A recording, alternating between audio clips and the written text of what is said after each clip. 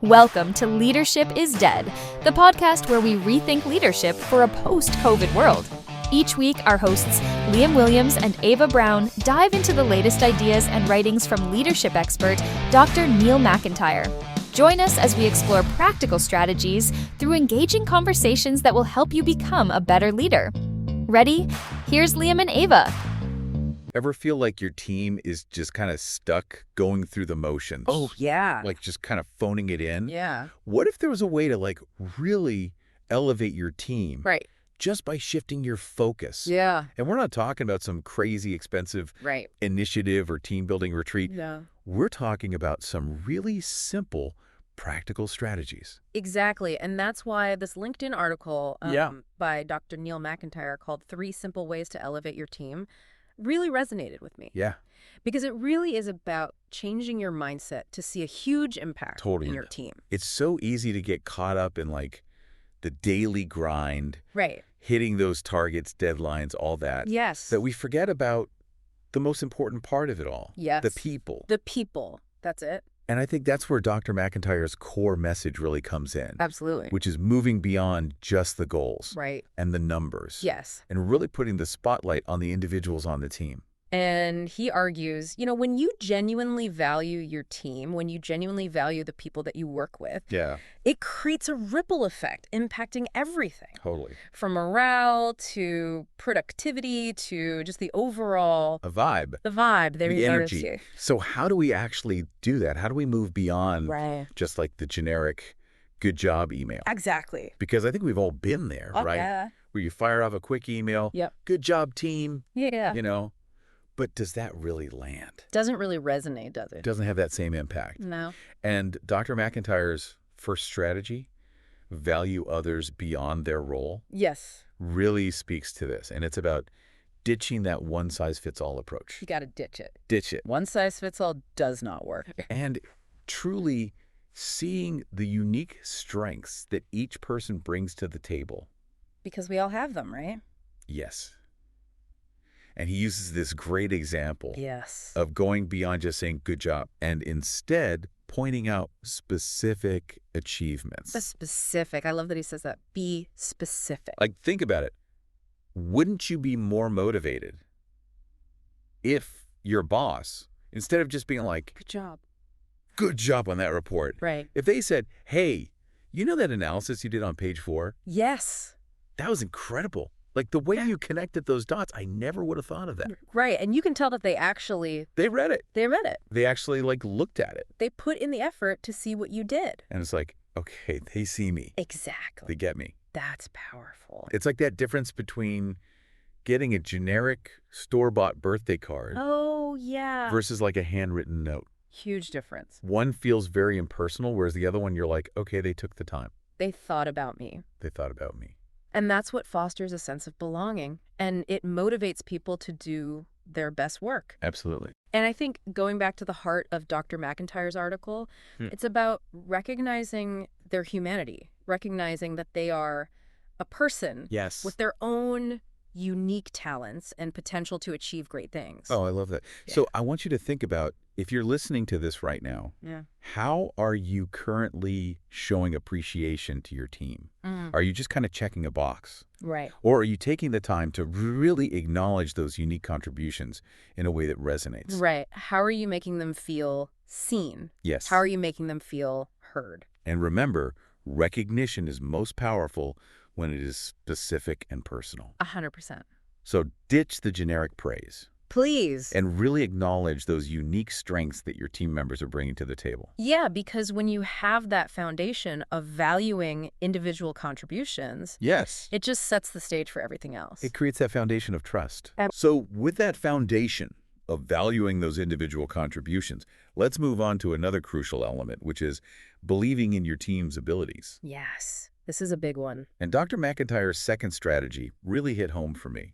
Have faith in their abilities. It's so important. And let's face it, we've all had that boss or that coworker who just seems to zap the energy out of the room. The energy vampires. With their negativity and doubt, you walk in, you're like, oh, here we go again. It's like, oh, I felt good about this I know. 5 seconds ago. I had all the confidence in the world, and now I'm questioning everything. And Dr. McIntyre talks about the damaging impact of these negative expectations. Because it really does. It impacts how people view themselves, how they view their work, their potential. Totally. And he actually shares this story about a colleague who, like, no matter what they did, they could never do anything right in the eyes of their boss. Oh, it's heartbreaking because that negativity, It is heartbreaking. it creates such a toxic environment. It's that self-fulfilling prophecy. Exactly. It is. And it just stifles creativity. It stifles motivation. Totally. And then, on the flip side, imagine the possibilities when you do the opposite. When you expect greatness. When you expect greatness from your team. What happens then? And he poses this really powerful question in the article. He says, what would change if you expected greatness from your team? I love that. And that really struck a chord with me because I've found that when I do approach situations with that mindset, Yeah. it changes everything. It does. It changes everything. It creates a sense of possibility, and it inspires people to step up because they feel like they're capable. Totally. They feel like you believe in them. It's about shifting from that culture of micromanagement to a culture of trust and empowerment. And that's when the magic happens, right? That's when the magic happens. That's when you really unlock people's full potential. Yes. Because you're giving them that space to, like, actually Spread their wings. spread their wings and fly. Yes. Yes. It's like you give them the wings. Yes. And you trust them to fly. And you trust them to fly. You know. It's not about dumping a ton of work on them and expecting miracles. Right. It's about providing that support, providing those resources. That guidance. Guidance. Yeah, being there to answer the questions when they need it, Right. but giving them that autonomy to really own their projects. To own it, yes. And when you own something, you take pride in it. Exactly. You want to see it succeed. Yes. And that leads perfectly into Dr. McIntyre's final strategy, Okay. which this one, I'll be honest, can be a little tough. Yeah. Especially in today's, fast-paced, always on, go, go, go. Right. Hustle culture. Hustle culture. Yeah. But it's so important. And it's this idea of care even when it's hard. Ooh, that is a tough one. It is a tough one. Because I think a lot of people fall into that trap of thinking, Yeah. okay, well, we're here to work, not to be best friends. Right. But the reality is, like, we're all human. We are. We're humans who work with other humans. Yeah. It's like we're not robots. And those human connections, I think, they really do matter, even in a professional setting. Especially when things get tough, right? Absolutely. Think about a time when you were going through something really difficult. Yeah. And you had that one coworker or that one boss who, like, just acknowledged it. Like, they didn't try to brush it under the rug. They didn't. They saw you. They saw you. Yeah. And just that simple act, like, meant the world, right? It really did. So Dr. McIntyre, actually, he quotes that really cynical, saying, Oh, yeah. your job will be posted before your obituary is printed. Oof. I know. Like, it's harsh, but it's harsh. it's real. But it's real, and it reflects this reality that I think a lot of people feel. They do, and it makes this idea of caring seem, like, very frivolous. Right. Like, why bother? Why bother? But the thing is, Yeah. it's about creating that environment Yes. where people feel supported, where they feel valued. Right. Because it goes back to that idea of trust. Exactly. And that's what's going to make them want to stay. Right. It's about being human with your team. Yes. But how do you do that without, like, being intrusive Yeah, right. or weird or crossing boundaries? I don't need to know everything. Yeah, you don't need to know everything about everybody. Exactly. So how do you show that genuine care without, like, being too much? Well, he offers this really simple Okay. but powerful tip, and that is to get to know your team on a personal level. Okay.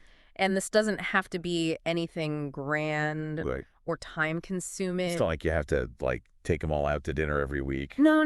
Yeah. It's little things. Yeah. It's those small gestures, those genuine gestures that just show that you see them as more than just an employee. Like what? Give me some examples. What does that look like, practically speaking? So, practically speaking, it could be something as simple as, like, checking in during a challenging time. Yeah. Like, if you know that, someone's kid is sick or they're having a tough time. Right. Just like a simple, hey, how are things going? How you doing? How are you doing? How's everything at home? Is there anything I can do? Is there anything I can do? Do you need to adjust your schedule? Mm. Little things like that. Or remembering their birthday. Remembering their birthday. Which seems so simple. It does, but you know what? People forget. People do. And when you remember those little things, it shows that you're paying attention. Yes. It shows that you care. And it goes back to that whole, seeing them as a person. Exactly. Not just a task list. Exactly. And it all ties back to, I think, what he talks about in his conclusion, this idea of change the input, change the output. How that? You change how you approach your team, you change how you treat them. Yeah. You're going to change the output, you're going to change the results. You're going to change the entire culture and environment. Exactly. He's challenging us to really rethink how we approach this. Yeah. Because if we want a more engaged, more productive, ultimately more fulfilled workforce, right, we need to start by changing the way we're treating our team members. And it's not about some grand, overwhelming task, right? Right. He really emphasizes in the article, even these small, little intentional actions can make a huge difference. 100%. And I think that's what's so encouraging about it, is that you don't have to, you don't have to boil the ocean. You don't have to boil the ocean. Right. What's one small step that you can take this week, listening to this right now, to show your team that you care? And what I love is it's not about overhauling your entire leadership style overnight, right? Yeah. It's about taking those small steps. Consistent steps. Exactly. You're building any new habit, right? You start small, you stay consistent. Yes. And you watch that transformation unfold. Love that. And speaking of transformations, think about how that shift in mindset. Right. From just transactional to human-centered. Yes. Can really impact not just individual team members, but the entire workplace. The whole environment. The whole vibe. Yeah. The whole culture shifts. Because it's that ripple effect, isn't it? One person feels valued, they feel appreciated. Totally. They're more likely to then turn around and do that for others. It's contagious. It's contagious. Yeah. And suddenly you've got this culture of respect and appreciation. Yes. Oh, I love that. It's like that saying, be the change you want to see, but in this case, it's be the leader you want to work for. 100%. And I think Dr. McIntyre reminds us in his article that leadership isn't about wielding authority. It's not about having all the answers. No, it's about empowering others. It's about empowering others. It's about creating that space where everyone feels supported and inspired to do their best work. And it's about recognizing that when we invest in our people, we invest in the success of our entire organization. So well said. And before we wrap up here, I want to leave you with one final thought. Hit me with it. I'm ready. Okay. We've talked a lot about valuing the contributions that your team members bring right now. Yeah. Right now. What about their untapped potential? Ooh. What about those hidden talents that they have that are just waiting to be discovered? Ooh, I love that. So it's not just about recognizing what they're doing well today. Exactly. But giving them those opportunities to learn and grow. Yes. And explore new skills. Exactly. It's about cultivating a growth mindset. Yes. Both for ourselves, but then also for our teams. It's creating that culture of continuous learning and development. 100%, where everyone feels empowered to reach their full potential. And you know what? You might be surprised by the incredible talents that emerge when you give them that space. Right. You create the space for people to shine. Yes. Such a powerful idea to end on. I love that. So, to all of our listeners out there, we challenge you to take these insights, these 3 simple but really profound strategies: value, faith, and care. Yeah. And put them into action. Start small, be intentional. You got this. And watch as those small changes, they really do create that ripple effect, transforming your workplace into a more human-centered and ultimately more successful environment. Until next time, keep diving deep and keep leading with heart. That's all for this week on Leadership is Dead. A big thank you to our hosts, Liam Williams and Ava Brown, for their insightful discussion and analysis.